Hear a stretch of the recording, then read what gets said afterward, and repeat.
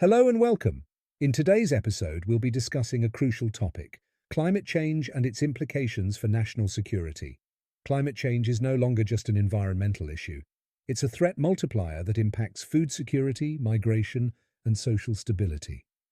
We'll explore how these effects place pressure on military operations, law enforcement, and infrastructure, posing challenges to Nigeria's peace and stability. If you believe that tackling climate change is essential for securing our future, hit the like button, subscribe to the channel, and turn on notifications to stay updated. Also, share this video or podcast with others to spread awareness. Because the path to resilience starts with knowledge. Let's dive right in. All right, get this. We're diving into the wild world of climate change today, but with a twist. You know how we usually hear about melting ice caps and rising sea levels? It's not always obvious, is it? Well, buckle up, because this deep dive explores climate change as a national security threat, based on this document we've got here. Climate change and implications for national security. But the truth is, those rising temperatures have some serious consequences for global stability, and that impacts all of us. Okay, so walk me and our listener through this. This document keeps mentioning something called a threat multiplier. What's that all about? Imagine a world where resources are already stretched. Thin, less water, less farmable land. Now, toss in the curveball of climate change. Droughts hit harder, crops fail, and suddenly those tensions over basic necessities. So it's like a chain reaction. They escalate quickly. That's climate change as a threat multiplier. It takes existing conflicts and throws gasoline on them. Give me a real-world example of how this plays out. Think about the Nile River. It's a lifeline for over 300 million people across 11 countries. But here's the thing.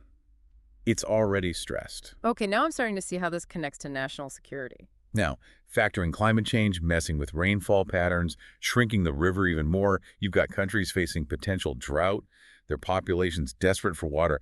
That's a recipe for disaster right there in the making. Water wars are definitely not good for global stability. But what about people, not just resources? Does the document say anything about how climate change will directly impact populations? It sure does. And this is where it gets really concerning.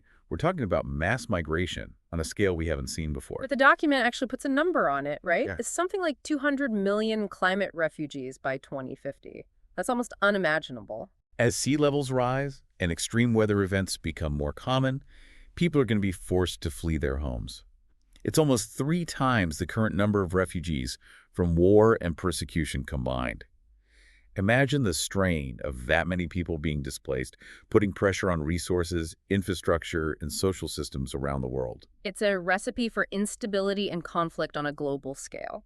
So we've got resource scarcity fanning the flames of conflict and mass migration on an unprecedented scale. It's starting to feel like something out of a dystopian movie, honestly. But this document also talks about climate change impacting things like military readiness. right.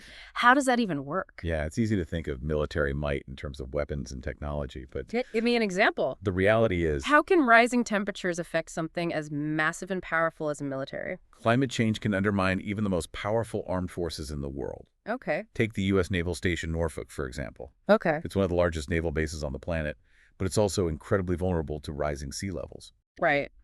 The document highlights how even a small increase in sea level could cripple operations there. If a base of that scale isn't safe, it raises serious questions about the long-term viability of coastal military infrastructure worldwide. So it's not just about bases being underwater, but also about the knock-on effects. What happens when a critical base like that can't function as it should? Exactly. It disrupts supply chains, limits training exercises, and hampers a country's ability to project power. And that's just one example. Think about the increasing frequency of extreme weather events. Militaries are often called upon for disaster relief, diverting resources and manpower away from other crucial tasks. So it's a double-edged sword. Climate change weakens existing infrastructure while simultaneously increasing the demand for those resources to respond to disasters. And if that wasn't enough to worry about, this whole thing with the Arctic melting is like opening up a whole new can of geopolitical worms, isn't it? It absolutely is. You see, as the ice melts in the Arctic, it's not just a win for shipping companies looking for a shortcut. It's also uncovering potentially vast reserves of oil and gas. And that has some major players in the game of global politics circling like sharks. The document specifically mentions Russia and China in this context, right? What are they up to in the Arctic? Russia, with its vast Arctic coastline, is already establishing a dominant presence.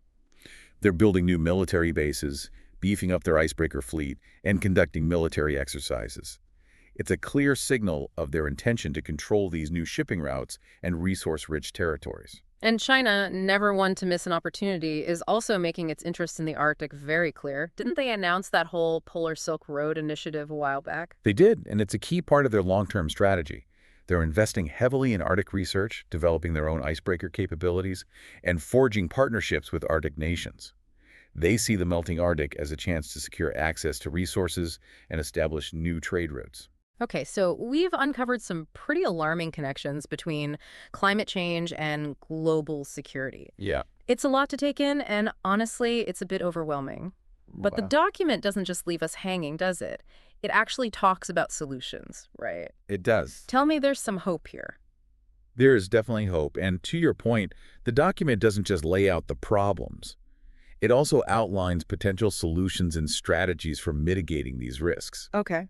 It all starts with recognizing that climate change is a security threat that needs to be addressed at every level, from individual actions to international cooperation. So what does that look like in practice? It What are is- some of the concrete steps that governments and organizations are taking? Well, one of the key things the document emphasizes is the need to integrate climate change into national security strategies. Okay. That means assessing the specific risks that climate change poses to a country's infrastructure, resources, and population, and developing plans for adapting to those changes. So instead of just focusing on traditional military threats, countries are starting to think about things like how to secure food and water supplies, Right. how to deal with potential mass migrations, Exactly. how to protect critical infrastructure from extreme weather events. Exactly.